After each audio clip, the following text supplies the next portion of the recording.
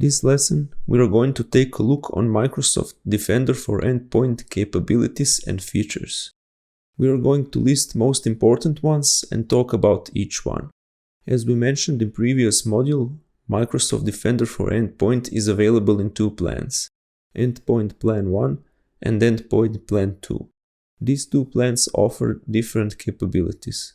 To be more precise, Endpoint Plan 2 offers the same features as Endpoint Plan 1, but additionally some others as well, which Endpoint Plan 1 doesn't have. As we also mentioned before, this course will explain most of the features, so bear in mind that some things we will talk about here are not available in Endpoint Plan 1. Now let's list Defender for Endpoint capabilities. These are next generation protection, manual response actions, attack surface reduction, centralized configuration and management, protection for other platforms, threat and vulnerability management, endpoint detection and response, automated investigation and remediation, secure score for devices, Microsoft Threat Experts, advanced hunting, APIs, and security reports. We will take a look into each of these mentioned features.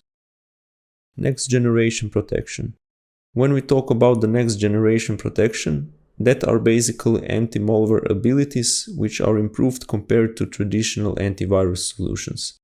Traditional antivirus solutions are based on signature threat detection mechanism, which uses a known list of indicators to compromise, so-called IOCs. These IOCs may be some patterns of behaviors, specific lines in email, or file hashes, and so on. In that way, future threats are to be identified based and compared on already known threats, which means that in case when attacks consist some unique patterns, this mechanism is unable to spot it as attack. And that is a limitation of signature-based threat detection mechanism. And that is why Microsoft's next generation protection turned from signature-based threat detection to behavior-based protection.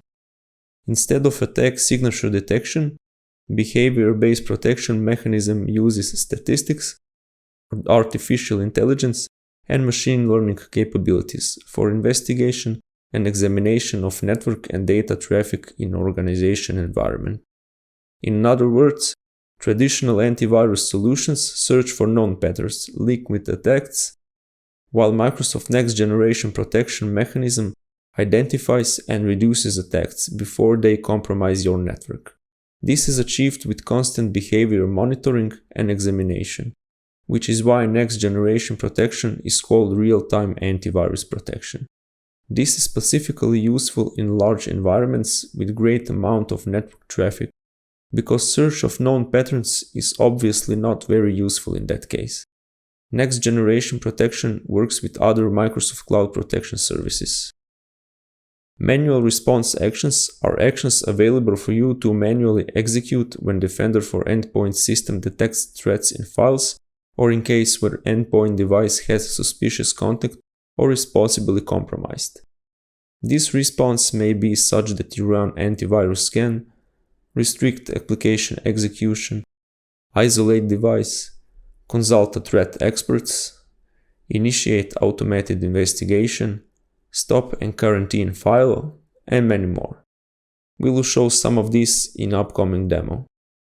Generally, these manual response actions are separated to actions on device and actions on file. And after talking these manual actions, you can check activity details in the Action Center. Attack surface reduction. Let's first understand what is attack surface. It contains areas where your organization is most sensitive to outside attacks and threats on endpoints. And purpose of this capability of Defender for Endpoint is to reduce that areas. Essentially, attack surface reduction uses hardware isolation, application control, ransomware protection, controlled folder access, network protection, web protection, exploit protection, and device control mechanisms. Hardware-based isolation is container-based technology which uses lightweight container outside your system, so you can do hardware-isolated browsing sessions and you can also initiate untrusted PDF documents in that container. If a site or document is determined to be untrusted, it will be limited to this isolated session, which will be gone after user closes session. The best part is that you can define what is trusted and what is not trusted. And container has sensors, so it will report everything back to Defender for Endpoints system. With application control, you have possibility to define which applications you will allow to run. This works well in combination with controlled folder access, because you can specify folders as protected and allow only allowed applications to access them. That brings security on even higher level. With network protection, access to unwanted internet destinations and dangerous resources can be blocked. You can define custom allow and block lists for URLs and IP addresses. Exploit protection helps to protect against malwares that use exploits to infect devices and spread further, using technologies like data execution prevention, control flow guard, and many more. With device control, you can block or allow certain removable devices like removable disks or USBs. Removable disks or USB. This capability goes so granular that you can even block it by vendor ID.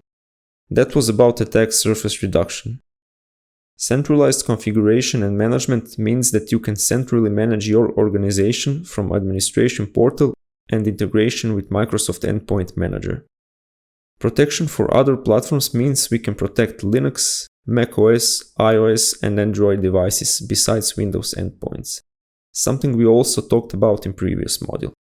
Threat and vulnerability management combines almost real-time endpoint detection, thanks to sensors.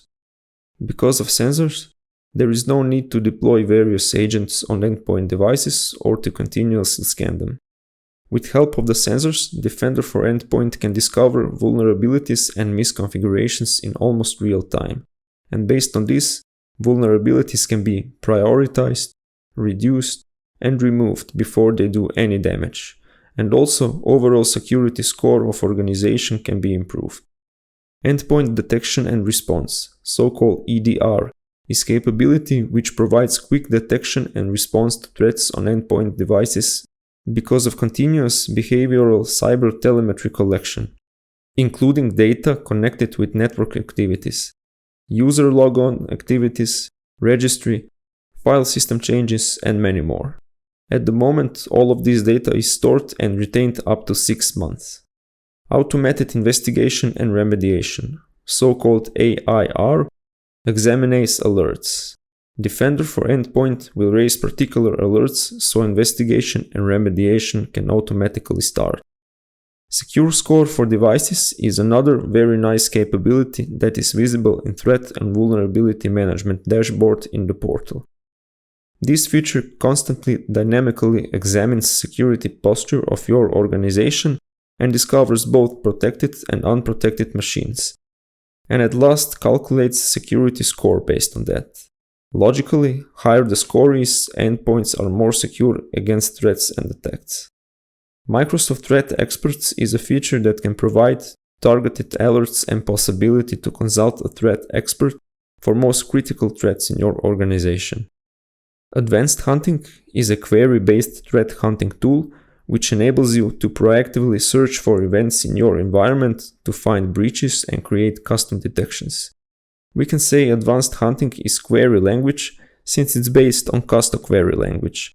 And with its help, we can explore and use data collected by Microsoft Defender for Endpoint. You can construct query that will get many types of data and events which are stored in tables by Microsoft Defender for Endpoint. We will talk about that in later modules. But for now, it is enough to know that this nice capability is available within Microsoft Defender for Endpoint. Using APIs, we can expose Microsoft Defender for Endpoint's data and automate workflows and applications with Defender for Endpoint solution. Defender for Endpoint API can be accessed with application context or user context. We will also see more details about APIs in later modules. Now, let's go to Administration Portal to check some of the things we just talked about. So now I am in Microsoft Defender for Endpoint Administration portal, and let's see Alerts dashboard below Incidents and Alerts.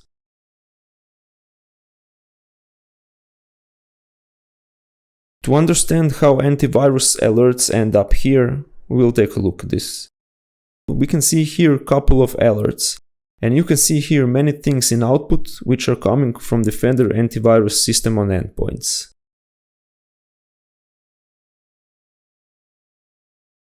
Important to notice that these alerts are not the only output coming from Endpoint's Defender antivirus, but these are the ones that Defender for Endpoint in the background decided to create.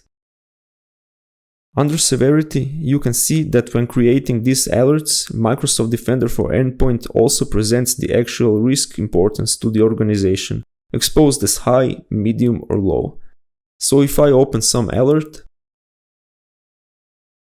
and go into machine, and on that machine, if I open device page, and if I click on those three dots in the upper right corner, I will see so-called response actions. I will see so-called response options or capabilities I can do against that machine. We can restrict application execution from running. For example, if that application is not signed by Microsoft, we can run antivirus scan for malwares on that machine. We can gather forensic information about device into downloadable package and more. Now if we switch on timeline list, that is going to be useful if I need to do detailed investigation. And here, let's just wait that it loads. Now if we switch on timeline list, that is going to be useful if I need to do detailed investigation.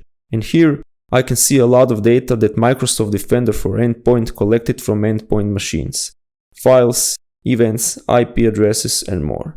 And I can see exactly what has been happening on this particular machine for last couple of hours or days, depending on timeline we adjusted. If you wish, you can filter, sort, or export this data from timeline, and based on that, later you can do some manual actions, like disconnecting device from network, here on isolate device, or restricting particular application from execution, and so on. This was a little demonstration how to show in which way Microsoft Defender for Endpoint combines its automatic background detection capabilities with possibility for you to manually respond as you wish, based on Defender for Endpoint provided data. And that's it for Microsoft Defender for Endpoint capabilities and features. In next lesson, we will learn about technologies built into Microsoft Defender for Endpoint.